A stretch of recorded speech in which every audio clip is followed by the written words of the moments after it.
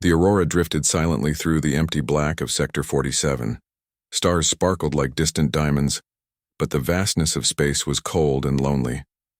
Inside the ship, the hum of machinery was the only sound, broken occasionally by the quiet chatter of the crew. Commander Elena Voss leaned against the bridge console, scanning the star charts on the holographic display. The mission was routine: chart unknown planets and report back. Yet something about this sector felt different. "Commander," said Lieutenant Rin, the ship's communications officer, his voice breaking the stillness, "we're picking up a faint distress signal. It's weak, but definitely there." Elena's eyes narrowed. "From where?" Rin tapped the console. "Coordinates place it on an uncharted planet. Signal strength is extremely low. It might be old. Or damaged. Uncharted." Elena frowned. "Is there any atmosphere? Any life readings?" "Atmosphere is breathable but thin," Rin replied. "Life signs are unusual. My sensors aren't picking anything familiar. Planet surface is rugged. Extreme temperatures, high radiation spikes. Standard scanning classifies it as a death world." A murmur ran through the bridge. Death worlds were rare. Planets with environments so hostile that only the hardiest life forms could survive. Most explorers avoided them. "Still," Elena said slowly, "a distress signal is a distress signal. We can't just ignore it." Rin hesitated. "Commander, I have to warn you. The galactic authorities were notified. They don't consider this priority. We might be on our own." Elena stared at the dark expanse of space ahead. "Then we are on our own.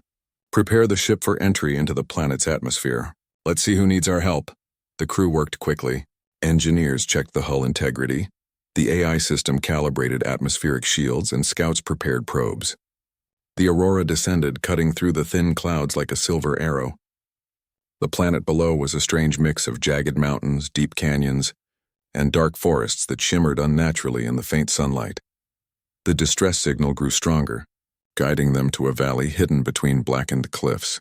When the Aurora lowered a reconnaissance drone, the crew gasped at what they saw.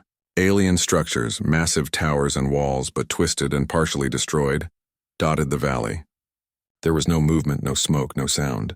Only the faint glow of the distress beacon pulsed like a lonely heartbeat. "Is anyone there?"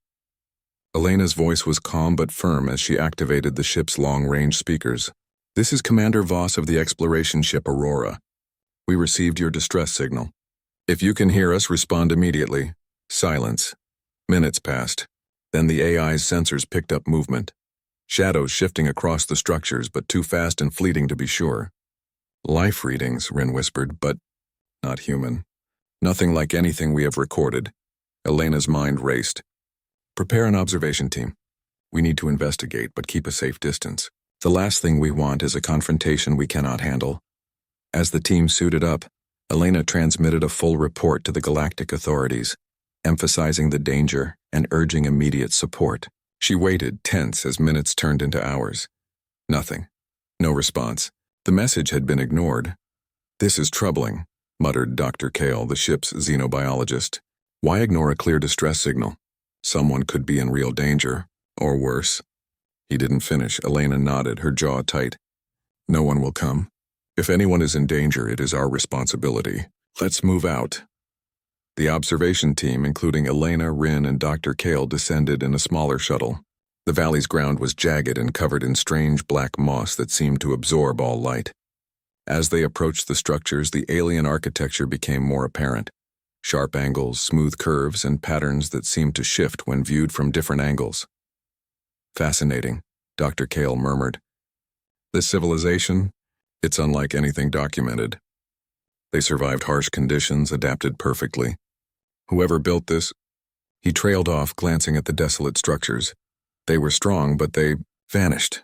Suddenly, the distress beacon flickered. A faint energy pulse shot upward, reacting to the shuttle's presence. Sensors detected a hidden chamber beneath one of the towers. Elena's heart raced. Could there be survivors? Or something else? "Stay alert," Elena ordered. "We don't know what's down there." "Rin, keep communications open with the ship." The shuttle landed carefully, kicking up dust and debris. As the hatch opened, a chill swept over the team. They stepped onto the alien soil, the silence pressing in. Every sound seemed amplified. The crunch of gravel, the hiss of the shuttle, the faint pulse of the beacon.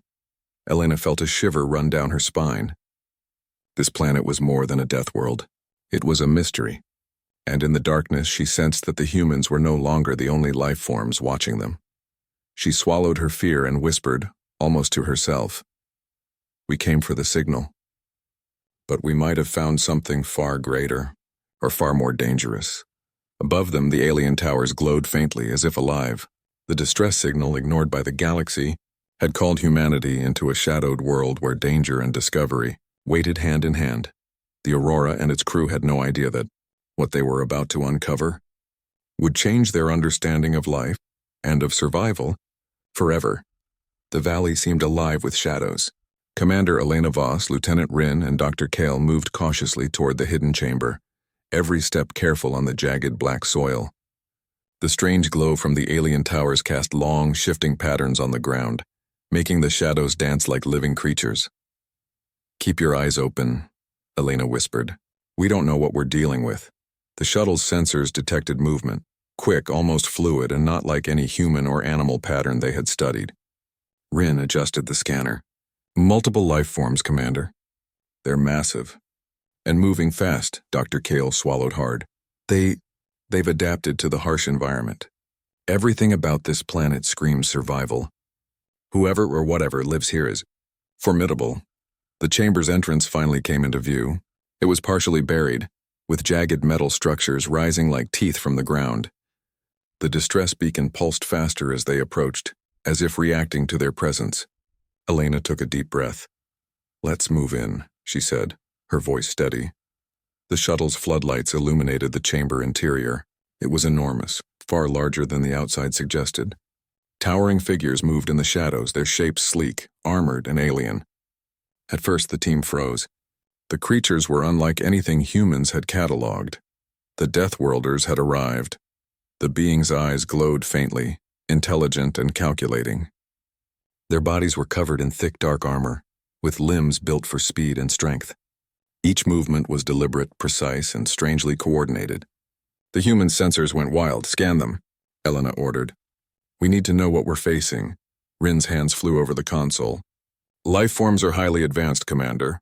Physiology designed for extreme survival. Weapons? Unknown, but they radiate energy. We're not in their territory lightly." The Deathworlders noticed the humans but did not attack immediately. Instead, they moved in unison, almost like a living shield surrounding the chamber. One of the beings raised a limb and an energy pulse shot upward, a warning signal. Elena raised her hand slowly. "We come in peace," she said firmly. "We received a distress signal from this planet. We mean no harm." The aliens paused, then lowered their energy-emitting limbs slightly. Their patterns of movement suggested intelligence, not mindless aggression. Dr. Kale whispered, "They're not attacking. Yet they're assessing us." Suddenly the ground trembled. Sensors detected enormous energy signatures rising from beneath the planet's surface. Elena's heart raced. "Rin, what's happening?" The AI answered calmly, though the crew felt the tension in its tone. "Commander, multiple suborbital craft detected. They are emerging from the planet's atmosphere. Warships by size and speed." Elena's eyes widened. "Warships? How many?" "Too many to count at this range. They are leaving the atmosphere, accelerating rapidly." Outside the chamber, the humans could see shadows moving across the sky. The Deathworlders' warships emerged from the planet like dark comets, sleek and vast, with energy shields glowing along their hulls. They moved with perfect synchronization, spreading in a formation designed to dominate space. "Unbelievable," Dr. Kale muttered. "They've built a fleet, while surviving on this death world. Entire civilizations could not match this." Rin's face went pale. "Commander, if we stay here, we're trapped. They'll destroy the shuttle and the Aurora before we can escape." Elena took a deep breath. "We came here for the signal. We don't know if anyone is alive, but we must survive to report this. Prepare the shuttle for immediate extraction. Move now." The team ran back to the shuttle. The Deathworlders watched, but did not immediately pursue. It was as if they were testing human behavior. The shuttle lifted off, engines screaming against the alien wind. Elena glanced back at the valley. The warships were rising faster now, leaving a glowing trail across the dark sky. "Bridge. We are seeing an armada like nothing recorded," Rin said as he relayed the data to the Aurora. "Authority databases, Nothing matches this scale or formation. On the Aurora, Commander Voss adjusted the ship's shields. Plot a course away from the planet. Keep scanners on every frequency. They might follow. The Deathworlder Warships stopped at the edge of the planet's atmosphere, forming a ring that pulsed with energy. Their intent was clear: defend their world, test intruders, and prepare for threats. The human scanners picked up patterns of intelligence and communication far beyond human comprehension. Why haven't the authorities responded to our distress call? Elena whispered, frustration and disbelief in her voice. If they saw this fleet, they would have sent reinforcements immediately. Rin shook his head. Ignored, dismissed. They must have assumed the planet was uninhabitable, that humans could not survive its conditions. Elena's eyes narrowed. Then it's up to us. If this threat is real, no one else will act.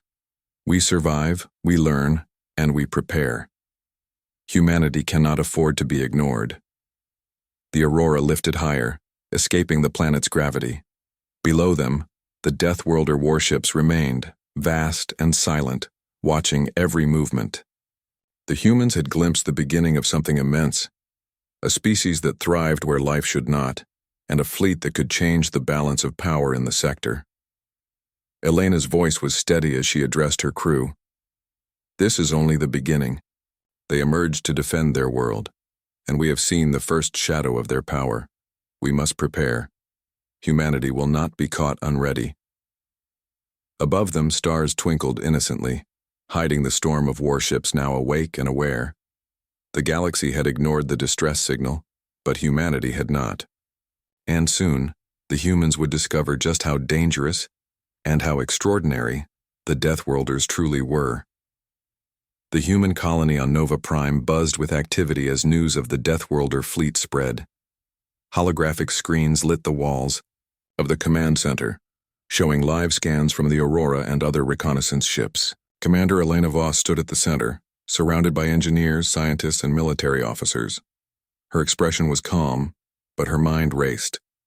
"This is bigger than anything we have ever faced," said Admiral Kor, his voice steady but tense. "A fleet of that size, capable of operating in Deathworld conditions. We've never even seen technology remotely close to it." Elena nodded. "And yet, we were ignored. The galactic authorities dismissed the distress signal. That means we cannot rely on anyone else. Humanity must prepare, fast." Engineers worked tirelessly on human spacecraft, reinforcing hulls, improving shields, and testing energy weapons. Scientists studied the data from the Aurora, searching for weaknesses in the Deathworlders' fleet. Every small discovery became a spark of hope. Dr. Kale, now assigned to the research division, pointed at a holographic display. Their physiology is adapted to extreme environments, but it's predictable in patterns. Their fleet formations are highly efficient, but they respond to threats in a certain order. If we use misdirection and adaptability, humans can compete. Elena's eyes narrowed. "Explain." "They rely heavily on coordinated attacks. If we can disrupt that coordination, use terrain, energy interference, or unpredictable maneuvers, we can level the playing field. Humans have creativity. That is our advantage." In the training bays, crews practiced relentlessly. Pilots simulated asteroid field maneuvers, engineers ran drills for rapid repairs, and soldiers practiced tactical retreats and ambushes. Every day brought new strategies and refinements. Unlike the Deathworlders, humans could improvise, adapt, and think outside strict patterns. Meanwhile, the Aurora was dispatched again, this time with upgraded shields and advanced sensors. Elena, Rin, and Dr. Kale were aboard, leading a reconnaissance mission near the Deathworlder fleet. From space, the warships loomed like dark mountains against the stars, each ship a testament to alien engineering. "They are watching us," Rin whispered, scanning the formation. "Every movement is calculated. Any sign of aggression could trigger a full-scale attack." Elena nodded. "Then we proceed carefully. We observe. We record. But we do not provoke. Not yet." As they approached, the Deathworlder fleet reacted subtly. Lights flickered along their hulls, a form of communication, but no weapons were fired. The humans realized that the aliens were intelligent negotiators, not mindless destroyers. They were testing, waiting, assessing. Dr. Kale's voice broke the silence. Commander, they are not inherently hostile. They are defending their territory. If we can prove that we are not a threat, we might gain understanding. Elena considered this. Understanding may come later. For now, survival comes first. Observation is key. Humanity must be ready, whether they attack or not. Back on Nova Prime, the colony's leaders debated defensive strategies. Entire fleets were reorganized, and research teams worked day and night. A special task force was created combining engineers, strategists, and pilots. They focused on one principle: human ingenuity can match alien efficiency when used wisely. Simultaneously, propaganda and morale campaigns emphasized unity and courage. Citizens volunteered for training, engineers created makeshift but effective solutions, and pilots raced through simulations repeatedly. Humans could not match Deathworlder technology directly, but they could outthink, outmaneuver, and outlast them. Weeks of preparation passed quickly. The humans tested energy pulses to confuse sensors, deployed decoy ships, and developed emergency escape protocols. Every small success increased confidence. Where the galactic authorities had ignored the warning, humanity now prepared to face the unimaginable. One evening, as the twin suns of Nova Prime set over the horizon, Elena walked among the training crew. Soldiers practiced maneuvers, pilots reviewed flight charts, and engineers calibrated weapons. She paused to watch a young recruit expertly pilot a simulation through a virtual asteroid belt. "Impressive," Elena said quietly. The recruit glanced up. "Thank you, Commander. We want to be ready for anything." Elena smiled faintly, though worry lingered in her eyes. "That's exactly what we need. Humanity must be ready, not just to survive, but to endure, adapt, and triumph. This is our strength." Later, in the command center, Elena reviewed the latest data from the Aurora. The Deathworlder fleet remained near their planet, maintaining a cautious distance but clearly aware of human activity. Sensors picked up patterns of energy pulses, possibly training exercises or tests of their own. The humans now understood one critical fact: the Deathworlders were not invincible. They were disciplined, efficient, and strong, but not unpredictable. And unpredictability was humanity's greatest weapon. Elena's final thought that night was clear. The first clash was inevitable. When it came, humans would face superior technology, vast numbers, and a species adapted to extremes. But they would also bring courage, creativity, and unity. The galaxy might have ignored the distress signal, but humanity had answered it in full. As the colony lights flickered against the darkness of space, Elena whispered to herself, "We will not be ignored. We will stand. We will fight. And we will show the universe that humanity never surrenders." Above, in the void between stars, the Deathworlder warships glowed faintly, observing, calculating, and waiting. Humanity's preparations had begun. The first clash was coming, and the outcome would change everything. The alarms on the Aurora rang out in the early hours of Nova Prime's morning. Elena Voss rushed to the bridge, her heart racing. "Report," she demanded. Rin's fingers flew over the console. "Commander, we have movement. The Deathworlder fleet is no longer stationary. Multiple warships are leaving orbit and heading toward our sector." Admiral Kor's voice came through the comm. "All ships to battle readiness. This is no exercise. They're coming to test us. It may be more." The colony's defense network came alive.